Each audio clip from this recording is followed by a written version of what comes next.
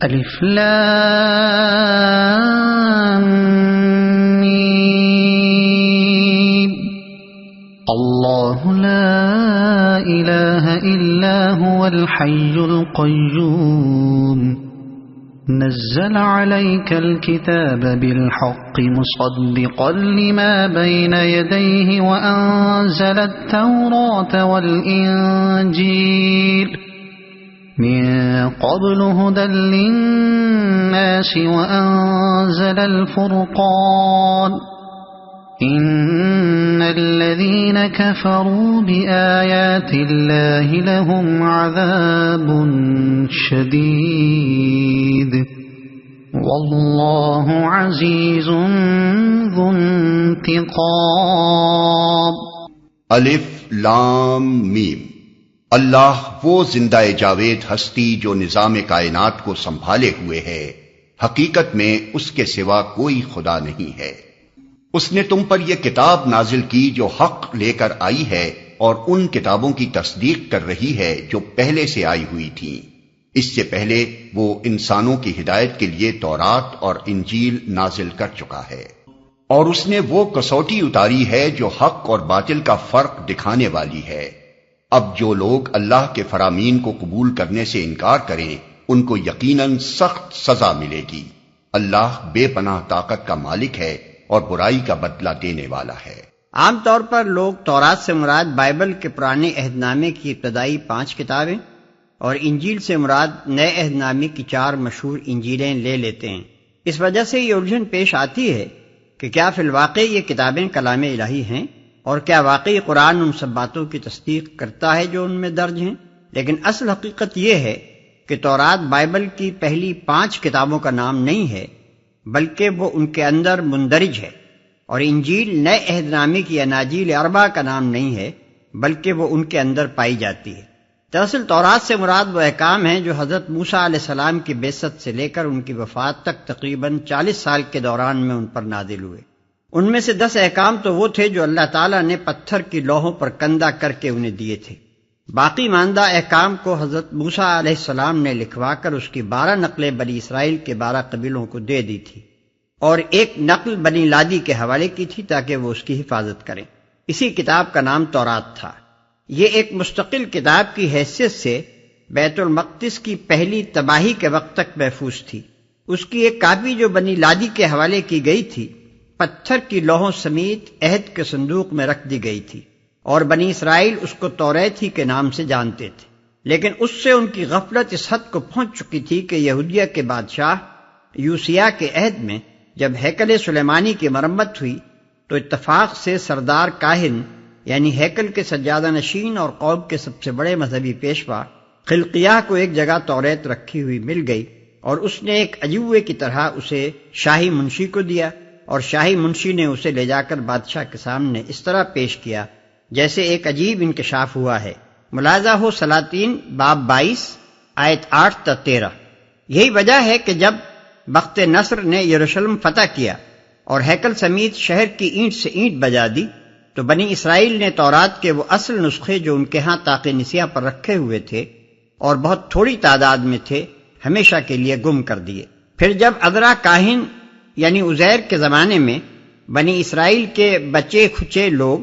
بابل کی اسیری سے واپس یروشلم آئے اور دوبارہ بیت المقدس تعمیر ہوا تو عذرا نے اپنی قوم کے چند دوسرے بزرگوں کی مدد سے بنی اسرائیل کی پوری تاریخ مرتب کی جو اب بائبل کی پہلی 17 کتابوں پر مشتمل ہے. اس تاریخ کے 4 باب یعنی خروج، اخبار، گنتی اور استثناء حضرت موسیٰ علیہ السلام کی سیرت پر مشتمل ہیں، اور اس سیرت ہی میں تاریخ نزول کی ترتیب کے مطابق تورات کی وہ آیات بھی حسب موقع درج کر دی گئی ہیں جو عذرا اور ان کے مددگار بزرگوں کو دستیاب ہو سکیں. بس دراصل اب تورات ان منتشر اجزاء کا نام ہے جو سیرت موسیٰ علیہ السلام کے اندر بکھرے ہوئے ہیں. ہم انہیں صرف اس علامت سے پہچان سکتے ہیں کہ اس تاریخی بیان کے دوران میں جہاں کہیں سیرت موسوی کا مصنف کہتا ہے کہ خدا نے موسیٰ سے یہ فرمایا یا موسیٰ نے کہا کہ خداوند تمہارا خدا یہ کہتا ہے، وہاں سے تورات کا ایک جز شروع ہوتا ہے، اور جہاں پھر سیرت کی تقریر شروع ہو جاتی ہے وہاں وہ جز ختم ہو جاتا ہے. بیچ میں جہاں کہیں کوئی چیز بائبل کے مصنف نے تفسیر و تشریح کے طور پر بڑھا دی ہے، وہاں ایک عام آدمی کے لیے یہ تمیز کرنا سخت مشکل ہے کہ آیا یہ اصل تورات کا حصہ ہے یا شرح و تفسیر۔ تاہم جو لوگ کتب آسمانی میں بصیرت رکھتے ہیں وہ ایک حد تک صحت کے ساتھ یہ معلوم کر سکتے ہیں کہ ان اجزاء میں کہاں کہاں تفسیری و تشریحی اضافے ملحق کر دیے گئے ہیں۔ قرآن انہی منتشر اجزاء کو تورات کہتا ہے اور انہی کی وہ تصدیق کرتا ہے، اور حقیقت یہ ہے کہ ان اجزاء کو جمع کر کے جب قرآن سے ان کا مقابلہ کیا جاتا ہے تو بجز اس کے کہ بعض مقامات پر جزوی احکام میں اختلاف ہے، اصولی تعلیمات میں دونوں کتابوں کے درمیان یکسر منہ فرق نہیں پایا جاتا۔ آج بھی ایک ناظر صریح طور پر محسوس کر سکتا ہے کہ یہ دونوں چشمے ایک ہی منبع سے نکلے ہوئے ہیں۔ اسی طرح انجیل دراصل نام ہے ان الہامی خطبات اور اقوال کا جو مسیح علیہ السلام نے اپنی زندگی کے آخری 2.5-3 برس میں بحیثیت نبی ارشاد فرمائے۔ وہ کلمات طیبات آپ کی زندگی میں لکھے اور مرتب کیے گئے تھے یا نہیں، اس کے متعلق اب ہمارے پاس کوئی ذریعہ معلومات نہیں ہے۔ ممکن ہے بعض لوگوں نے انہیں نوٹ کر لیا ہو، اور ممکن ہے کہ سننے والے معتقدین نے ان کو زبانی یاد کر رکھا ہو۔ بہرحال ایک مدت کے بعد جب آن جناب کی سیرت پاک پر مختلف رسالے لکھے گئے تو ان میں تاریخی بیان کے ساتھ ساتھ وہ خطبات اور ارشادات بھی جگہ جگہ حسب موقع درج کر دیے گئے جو ان رسالوں کے مصنفین تک زبانی روایات اور تحریری یادداشتوں کے ذریعے سے پہنچے تھے۔ آج متی، مرقس، لوقا اور یوحنا کی جن کتابوں کو اناجیل کہا جاتا ہے، دراصل انجیل وہ نہیں ہے، بلکہ انجیل حضرت مسیح کے وہ ارشادات ہیں جو ان کے اندر درج ہیں۔ ہمارے پاس ان کو پہچاننے اور مصنفین سیرت کے اپنے کلام سے ان کو ممیز کرنے کا اس کے سوا کوئی ذریعہ نہیں ہے کہ جہاں سیرت کا مصنف کہتا ہے کہ مسیح نے یہ فرمایا یا لوگوں کو یہ تعلیم دی، صرف وہی مقامات اصل انجیل کے اجزاء ہیں۔ قرآن انہی اجزاء کے مجموعے کو انجیل کہتا ہے اور انہی کی وہ تصدیق کرتا ہے۔ آج کوئی شخص ان بکھرے ہوئے اجزاء کو مرتب کر کے قرآن سے ان کا مقابلہ کر کے دیکھے تو وہ دونوں میں بہت ہی کم فرق پائے گا، اور جو تھوڑا بہت فرق محسوس ہوگا وہ بھی غیر متعصبانہ غور و تأمل کے بعد بآسانی حل کیا جا سکے گا۔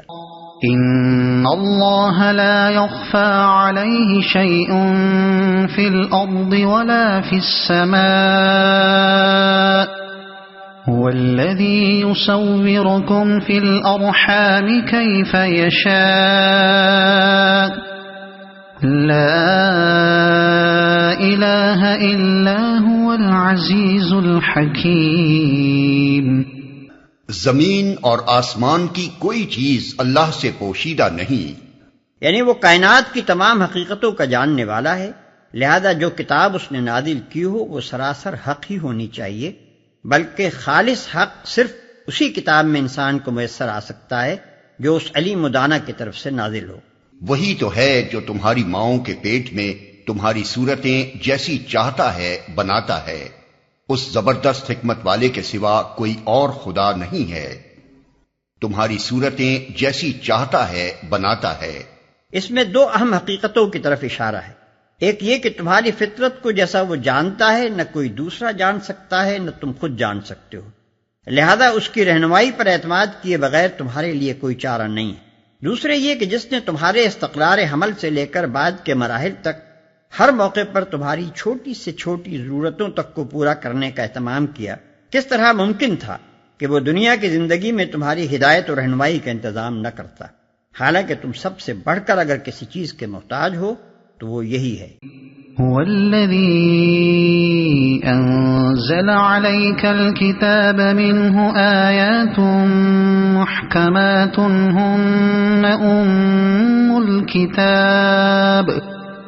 هن أم الكتاب وأخر متشابهات فأما الذين في قلوبهم زيغ فيتبعون ما تشابه منه ابتغاء الفتنة وابتغاء تأويله وما يعلم تأويله إلا الله والراسخون في العلم يقولون آمنا به كل من عند ربنا وما يذكر إلا أولو الألباب۔ وہی خدا ہے جس نے یہ کتاب تم پر نازل کی ہے۔ اس کتاب میں دو طرح کی آیات ہیں، ایک محکمات جو کتاب کی اصل بنیاد ہیں،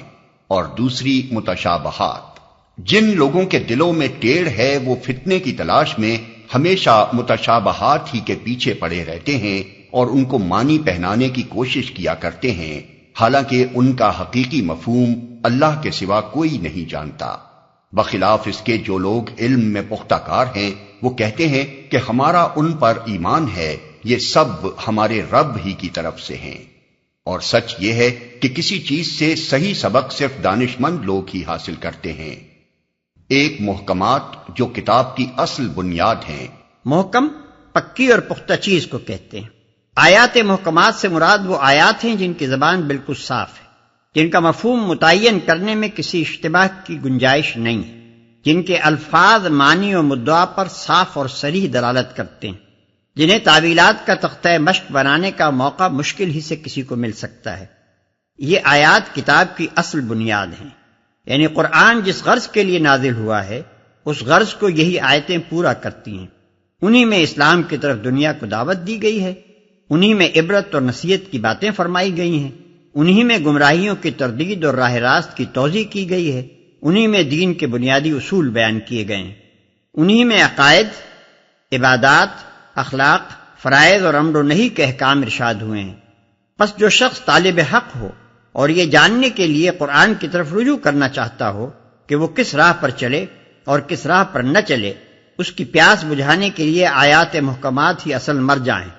اور فطرتاً انہی پر اس کی توجہ مرکوز ہوگی اور وہ زیادہ تر انہی سے فائدہ اٹھانے میں مشغول رہے گا۔ اور دوسری متشابہات۔ متشابہات یعنی وہ آیات جن کے مفہوم میں اشتباہ کی گنجائش ہے۔ یہ ظاہر ہے کہ انسان کے لیے زندگی کا کوئی راستہ تجویز نہیں کیا جا سکتا جب تک کائنات کی حقیقت اور اس کے آغاز و انجام اور اس میں انسان کی حیثیت اور ایسے ہی دوسرے بنیادی امور کے متعلق کم سے کم ضروری معلومات انسان کو نہ دی جائیں۔ اور یہ بھی ظاہر ہے کہ جو چیزیں انسان کے حواس سے ماورا ہیں،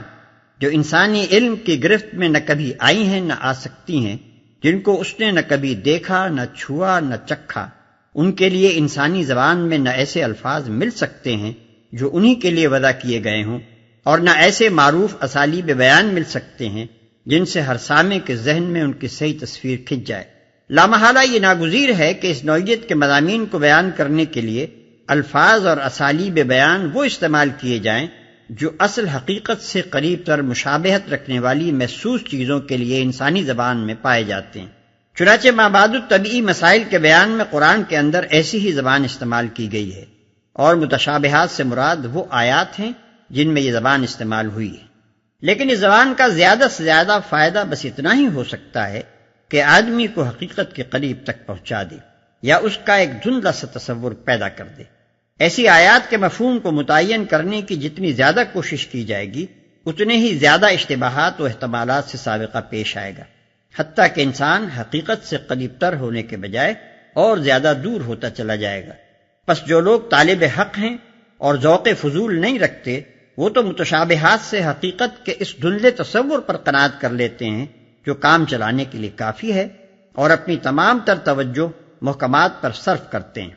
مگر جو لوگ بالفضول یا فتنہ جو ہوتے ہیں، ان کا تمام تر مشغلہ متشابہات ہی کی بحث و تنقیب ہوتا ہے۔ یہ سب ہمارے رب ہی کی طرف سے ہیں۔ یہاں کسی کو یہ شبہ نہ ہو کہ جب وہ لوگ متشابہات کا صحیح مفہوم جانتے ہی نہیں تو ان پر ایمان کیسے لے آئے۔ حقیقت یہ ہے کہ ایک معقول آدمی کو قرآن کے کلام اللہ ہونے کا یقین محکمات کے مطالعے سے حاصل ہوتا ہے، نہ کہ متشابہات کی تعویلوں سے۔ اور جب آیات محکمات میں غور و فکر کرنے سے اس کو یہ اطمینان حاصل ہو جاتا ہے کہ یہ کتاب واقعی اللہ ہی کی کتاب ہے، تو پھر متشابہات اس کے دل میں کوئی خلجان پیدا نہیں کرتے۔ جہاں تک ان کا سیدھا سادھا مفہوم اس کی سمجھ میں آ جاتا ہے اس کو وہ لے لیتا ہے، اور جہاں پیچیدگی رونما ہوتی ہے وہاں کھوج لگانے اور منہ شگافیاں کرنے کے بجائے وہ اللہ کے کلام پر مجمل ایمان لا کر اپنی توجہ کام کی باتوں کی طرف پھیر دیتا ہے۔ ربنا لا تزغ قلوبنا بعد إذ هديتنا وهب لنا من لدنك رحمة إنك أنت الوهاب ربنا إنك جامع الناس ليوم لا ريب فيه ان اللہ لا يخلف المیعاد۔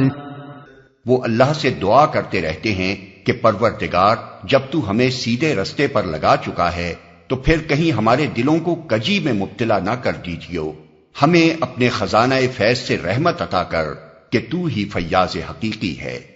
پروردگار تو یقیناً سب لوگوں کو ایک روز جمع کرنے والا ہے جس کے آنے میں کوئی شبہ نہیں، تو ہرگز اپنے وعدے سے ٹلنے والا نہیں ہے۔